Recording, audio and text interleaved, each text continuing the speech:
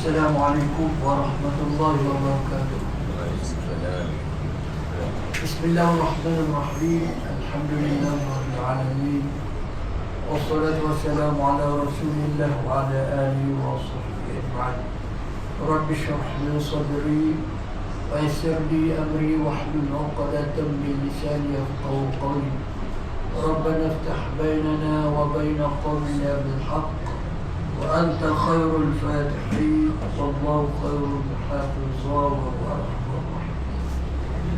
Alhamdulillah, syukur kita kepada Allah SWT di atas limpah kurnia Allah memberi kekuatan, kesihatan, bertaufik dan hidayah kepada kita sehingga kita dapat melakukan amal ibadah pada malam bulan Ramadan, bulan yang mulia ini yang tinggal beberapa hari sahaja lagi. Kita mengharapkan segala amalan kita diterima oleh Allah SWT dan segala kelemahan pada amalan kita itu kita harap Allah ampuni kita, kerana Allah Maha Pemurah lagi Maha Pengampun. Kita juga pada hari-hari terakhir ini kita berdoa kepada Allah SWT supaya panjangkan umur kita lagi. Mudah-mudahan kita dapat bertemu lagi dengan bulan Ramadan yang akan datang. Kerana kita rasa Ramadan tahun ini amalan-amalan yang kita lakukan masih boleh dipertingkatkan lagi, diperbanyakkan lagi, dipernilaikan lagi amalan kita. Mudah-mudahan bagi yang terakhir ini kita berusaha sungguh-sungguh untuk menambahkan bekalan amalan kita untuk kita bawa bertemu dengan Allah nanti. Dan seperti yang saya katakan tadi, mari kita sama-sama berdoa juga kepada Allah SWT supaya panjangkan umur kita sehingga kita dapat bertemu dengan bulan Ramadan yang akan datang nanti. Dan kalau kita ditakdirkan Allah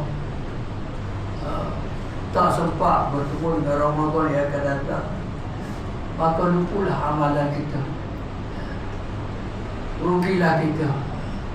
Cuma kalau ada anak cucu cicit kita yang berdoa kepada kita di bulan Ramadan yang akan datang, mungkin kita tak ada dah bulan Ramadan yang akan datang.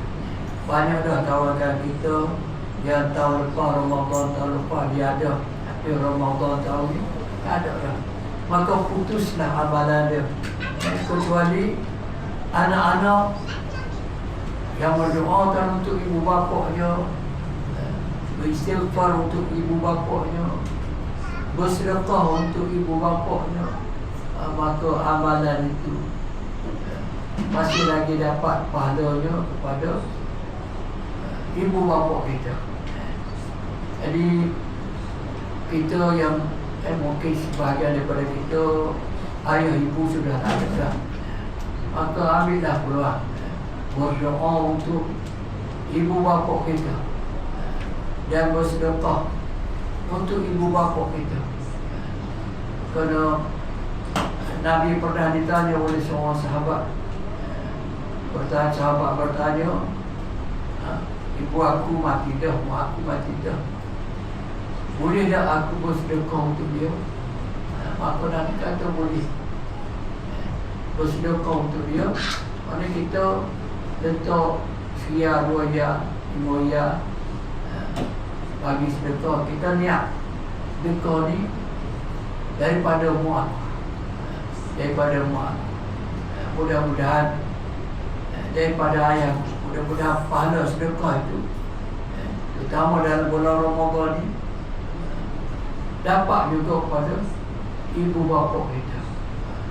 Maka bertualah ibu bapa kita yang meninggalkan anak yang berdoa untuk dia, kerana dia sudah tidak ada keluarga.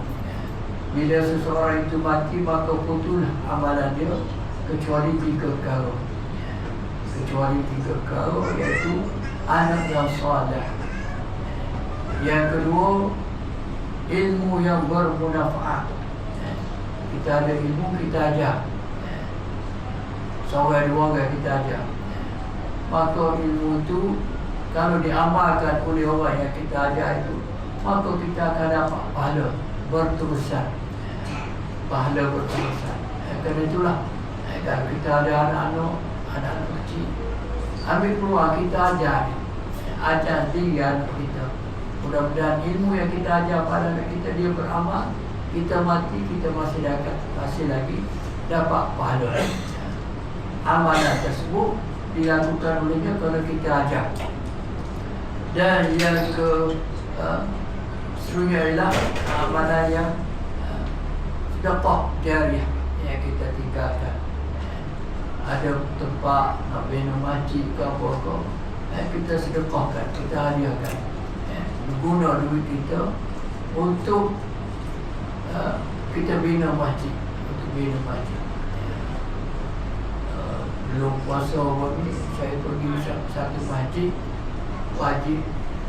terapung di Pulau Gajah, dekat dengan Kuala Lumpur. Bila tanya email itu macam mana buat masjid, buat di atas sorga.